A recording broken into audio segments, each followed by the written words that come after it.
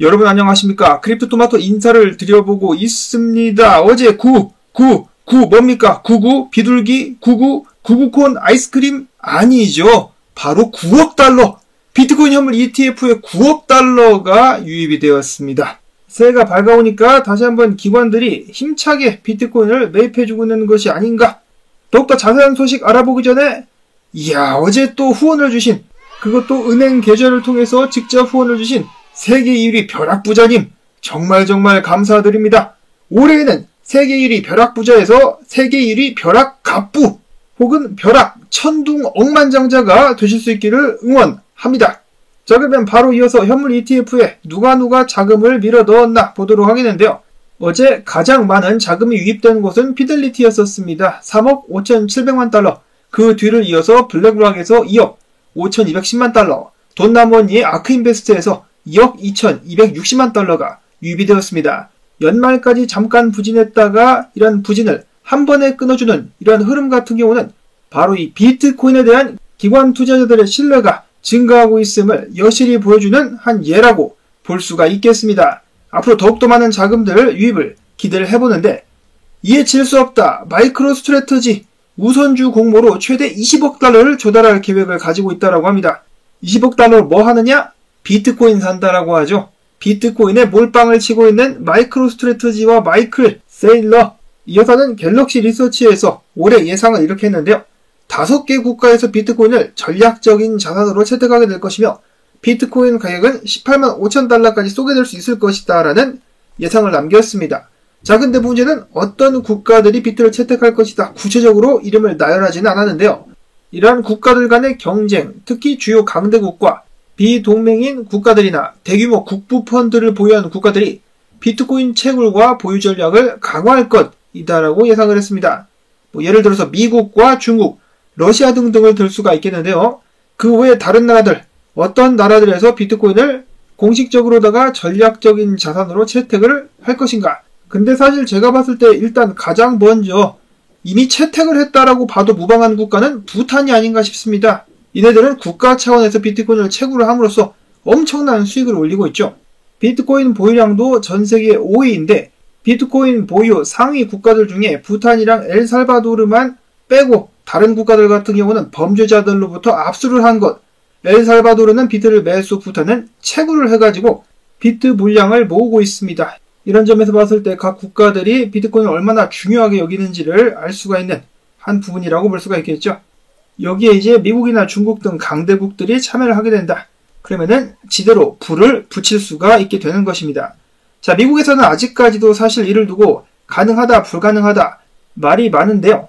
한 가지 확실한 것은 미국의 주요 요직 및 의원들, 그리고 지금 보시면은 하원 의장 자리 같은 경우도 과거에 금융혁신 및 기술법 및 CBDC 반대 법안에 찬성표를 던진 마이크 존슨이 재선에 성공을 했습니다. 자, 물론 해당 의원 같은 경우는 무지막지하게 친암호화폐파는 아니지만은 대체로 암호화폐의 긍정적인 것으로 알려져 있는데요.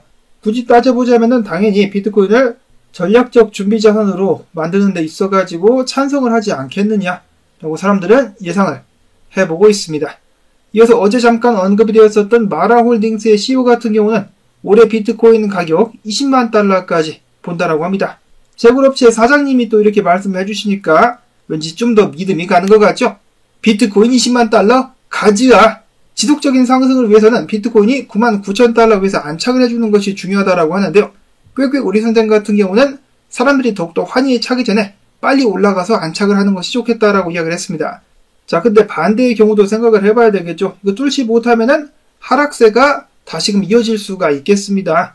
예를 들어서 여기는 이 사람이 보고 있는 사이언트라는 분석가가 보고 있는 이런 식의 움직임이 나올 수가 있다는 것인데, 정을 한 번에 뚫지 못하면은 추가적인 하락이 나오게 되면서 새롭게 저점을 다지고 다시금 도전을 해야 된다. 해당 분석가 같은 경우는 8만 9천 달러, 8만 8천 달러까지도 보고 있는 것 같은데요. 그런데 비트코인의 살아나는 기세라든지 ETF 자금 유입, 부활과 더불어 가지고 한 번에 못 뚫고 떨어진다 할지라도 로만 분석가가 이야기한 것처럼 9만 4천에서 5천 달러까지 떨어져가지고 조정받고 그 다음부터 힘을 내주지 않을까, 이런 식으로 한번 예상을 해봅니다. 이어서 트레이더 엑소 분석가는 여러 차트를 공유하면서 이렇게 주장을 하고 있었는데요. 첫 번째 차트는 비트코인 도미넌스 차트입니다. 도미넌스가 계속해서 떨어져주고 있죠. 그 다음 차트는 테더와 USDC를 포함한 도미넌스 차트입니다. 보시다시피 마찬가지로 하락을 해주고 있는데 자금이 빠져나가서 코인들로 흘러 들어가고 있다라고 이야기를 하고 있는 것이죠. 자, 그 다음으로는 이더 사토시 차트인데 이더리움도 비트코인 대비 바닥을 찍고 앞으로 상승할 가능성이 높다. 즉 그가 이러한 차트들을 통해서 궁극적으로 말하고자 하는 바는 무엇이냐? 알트 시즌 가즈아라고 볼 수가 있겠습니다. 트레이더 엑소 분석가는 알트 시즌을 예상을 하고 있다. 그리고 이더리움 현물 ETF 같은 경우도 어제 자금 유입이 있었는데요. 5,852만 달러, 이 중에 블랙락에서는 3,300만 달러, 피델리티에서는 2,700만 달러 유입이 있었습니다. 그리고 당연한 이야기겠지만 이더리움 같은 경우 4,000달러를 뚫게 된다면 추가적인 상승이 나오게 될 수 있을 것이다 라는 예측도 나와주고 있는데요. 과연 이더리움이 4,000달러를 언제 뚫어줄지가 관건이라고 볼 수가 있겠습니다. 자, 그리고 이더는 이더인데 지금 파란을 일으키고 있는 알트코인 바로 수이입니다. 수이가 전고를 다시 한번 뚫어주면서 조정 안 받고 전고를 뚫어주면서 체인링크 및 톤코인을 제치고 시가총액 12위에 등극하게 되었습니다. 수이의 이러한 기세를 보고 몇몇 사람들은 수이가 거의 저번 시즌 솔라나급이다라고 이야기를 해주기도 하는데요. 참고로 코인베이스에 따르면 전송 속도는 수이가 솔라나보다도 더 빠르다라고 이야기를 하고 있다라고 하네요. 자, 수이가 이번 불장에서 대파란을 한번 일으켜줄 수 있을 것인지 기대가 되고 있는 가운데 LG 분석가 같은 경우는 그래 수이가 강력한 모습을 보여주고 있다고. 그러면은 수이를 대표하는 밈코인 히포, 이 하마코인이 추세장을 뚫을 수만 있다라면은 강력한 랠리를 보여줄 수 있을 것이다 라고 예측을 하기도 했었습니다. 자, 과연 친구 따라 강남, 하마 따라 떡상 갈 수 있을 것인지. 다음으로는 도지코인.